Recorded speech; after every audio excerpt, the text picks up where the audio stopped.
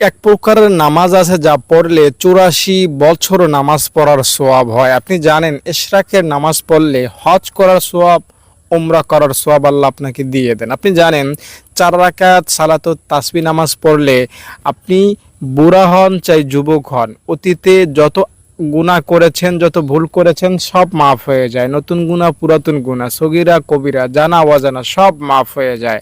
আপনি জানেন যদি আপনি আওয়াবিনের 6 রাকাত নামাজ পড়েন তাহলে আপনার 12 বছর নামাজ পড়া, 12 বছর ইবাদত করার সওয়াব হয়।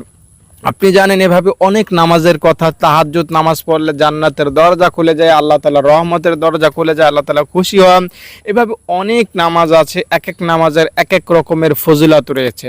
তো এই রকমেরই একটা নামাজ আছে যা পড়লে প্রায় 84 বছর নামাজ পড়া, 84 বছর আমল করা বা 84 বছর জিকির করার মতো সওয়াব আপনি পাওয়া যাইতে পারেন। তো কখন কোন নিয়তে পড়তে হবে, কোন ভাবে পড়লে 84 বছর নামাজ পড়া সওয়াব হবে সেটা আপনি একটু মাথায় রাখবেন, তারপরে পড়বেন, তাহলে ইনশাআল্লাহ 84 বছর নামাজ পড়া সওয়াব আল্লাহ আপনাকে দিয়ে দেবেন। দেখুন আল্লাহ তাআলার কাছে সওয়াবের কমতি নাই। জুমার দিন এক কদম দিলে 2 বছর, 1 বছর রোজা রাখার সওয়াব, 1 বছর নামাজ পড়া সওয়াব হয়ে যায়। একটা কদম দিলেই যদি এত সওয়াব হয় আর আপনি 2 রাকাত নামাজ পড়বেন, এতে আল্লাহ আপনাকে সওয়াব দিবেন না, অনেক সওয়াব দিয়ে দেবেন। একটু নিয়ম কারণ মেনে পড়বেন তাহলেই হবে।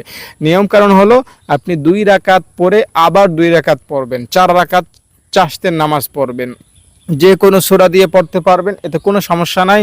যদি আপনি 4 রাকাত নামাজ পড়তে পারেন তাহলে ইনশাআল্লাহ আপনি 84 বছর নামাজ পড়ার মতো সওয়াব হয়ে যাবে। এই কথা আমি এই সূরাতে বলছি যে হাদিস শরীফে পাওয়া যায় কেউ যদি 4 রাকাত চাশতের নামাজ পড়ে সে যেন শবে কদরে আমল করলো। আর আপনারা জানেন শবে কদরে আমল করার অর্থ হইল 84 বছর আমল করার মতো সওয়াব পেয়ে যাওয়া। সেই হাদিসের সূত্র ধরে বলছি আপনি যদি 4 রাকাত চাশতের নামাজ পড়তে পারেন ইনশাআল্লাহ 84 বছর নামাজ পড়ার সওয়াব পেয়ে যাবেন। তাই তর্কে না গিয়ে যদি বেশি সওয়াব পাইতে চান, শর্টকাটে অনেক বেশি নেকের মালিক হতে চান, আমলটা করুন। আল্লাহ তাআলার কাছে সওয়াবের কোনো কমতি নাই।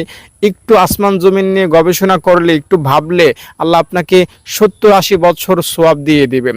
তো আল্লাহ তাআলা শর্টকাটে বান্দাকে অনেক সওয়াব দিয়ে থাকেন, কিন্তু আপনাকে আমল করতে হবে। বসে থাকলে বা এইটা করব না ওইটা করব না এইভাবে যদি বিরত রাখেন নিজেকে আমল থেকে, তাহলে তো সওয়াব থেকে অনেক বঞ্চিত হয়ে যাবেন। তাই সওয়াব শর্টকাটে বেশি কামাইতে এই আমলগুলো করুন, ইনশাআল্লাহ পরকালে সওয়াবের পাহাড় দেখতে পাবেন। যদি ভিডিওটি ভালো লেগে থাকে একটা দাবি করব,